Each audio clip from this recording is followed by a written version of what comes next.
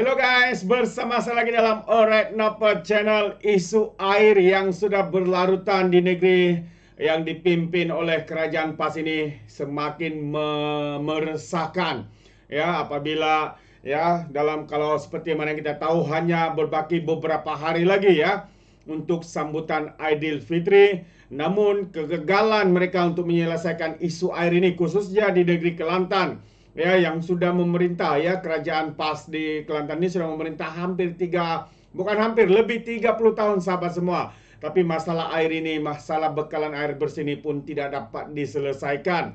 Dan kita dapat menggambarkan bahwa rakyat Kelantan akan sekali lagi beraya tanpa bekalan air yang mencukupi. Dan yang lebih teruk lagi sahabat semua, apabila anak-anak muda, mereka-mereka yang di perantauan mengatakan bahwa mungkin ya mereka tidak akan balik beraya kerana masalah air yang sedang berlaku ya di negeri Kelantan itu. Jadi sahabat semua, menarik ya untuk saya kongsikan bersama dengan Anda satu ulasan ya berkaitan dengan isu air di negeri Kelantan ini. Jadi tanpa buang masa, tapi sebelum itu jangan lupa untuk terus support Alright Napa Channel dengan cara tekan butang subscribe, like dan juga share video-video yang ada dalam channel ini. Jadi ini dia, raya tanpa bekalan air sudah biasa di negeri Kelantan. Ini antara satu kenyataan ya yang saya petik daripada Sinar Harian. Jadi kalau kita lihat kenyataan ini sahabat semua, mengatakan bahwa kurang seminggu lagi penggunaan air di Kelantan akan meningkat berlipat kali ganda susulan kepulangan anak-anak perantau untuk menyambut Hari Raya Aidilfitri di kampung masing-masing pada 10 April nanti. Situasi itu boleh memberikan kesan tidak baik kepada perkhidmatan dan kualiti bekalan air sepanjang tempoh berkenaan disebabkan permintaan melebihi kapasiti serta kemampuan yang boleh ditawarkan oleh pengendali perkhidmatan. Jadi mana tidaknya dianggarkan lebih 100,000 anak-anak Kelantan yang mencari rezeki di negeri orang akan pulang, dan perkara tersebut sudah menjadi rutin setiap kali musim perayaan.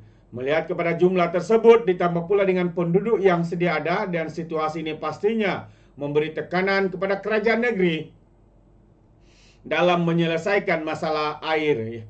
Menambahkan lagi dengan tekanan cuaca panas dan kemarau yang sedang melanda, kesan fenomena El Nino menyebabkan paras air Sungai Kelantan semakin menyusut.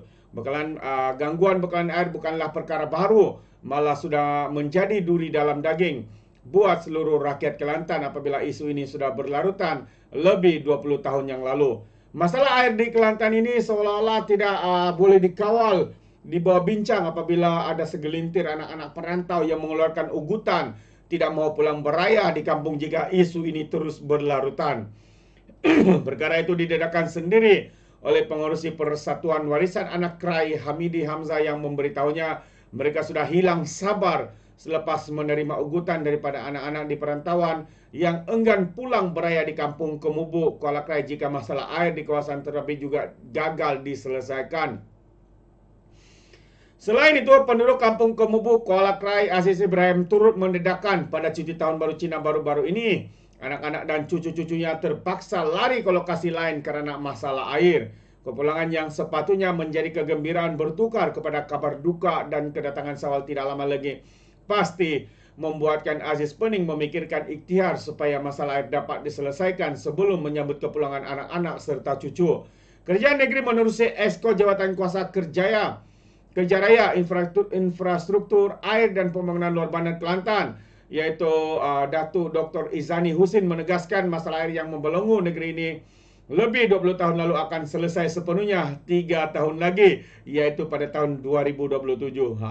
Jadi kalau Esko Kelantan, pemimpin PAS ini sudah membuat pengumuman sebegini rupa, pastinya semasa raya yang akan berlaku dalam beberapa hari lagi ini pasti tidak akan ada bekalan air yang mencukupi. Sebab mereka katakan akan diselesaikan pada tahun 2027. Hal ini karena semua loji yang dinaik taraf dan dibina atas akan siap sepenuhnya pada tahun tersebut katanya.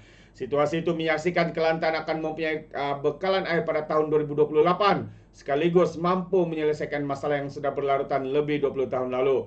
Di sebalik keyakinan itu, UMNO Kelantan pula menasihatkan kerajaan negeri supaya tidak menipu rakyat dengan menabur janji isu air akan selesai dalam masa 3 tahun lagi. Jadi pengerusi Datuk Ahmad Jazlan Yaakob berkata janji itu tidak ubah seperti gula-gula kerana 2027 merupakan tahun berlakunya pilihan raya umum ke-16. Melihat kepada keyakinan yang dilontarkan oleh pemimpin kerajaan negeri mengatakan masalah air selesai 2027, penulis berharap cakap serupa bikin. Hal ini kerana rakyat sudah mula muak ya dengan pelbagai alasan janji yang diberikan oleh kerajaan PAS negeri setiap kali berlakunya gangguan bekalan air. Rakyat Kelantan mahukan jalan penyelesaian yang tuntas berkaitan dengan isu ini dan bukannya alasan bersifat menutup kelemahan.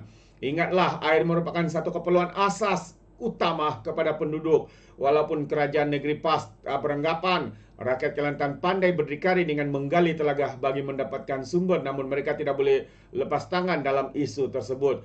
Penulis sendiri mengeluarkan duit poket menggali telaga tiub dan membeli penapis bagi memastikan bekalan air terus mencukupi tanpa perlu bergantung harap sepenuhnya kepada perkhidmatan AKSB. Itu dia. Jadi tulisan ini adalah daripada Hazelin Liana Kamarun, ialah Ketua Wartawan Sinar Harian Kelantan. Baik sahabat-sahabat semua. Jadi apa pandangan anda?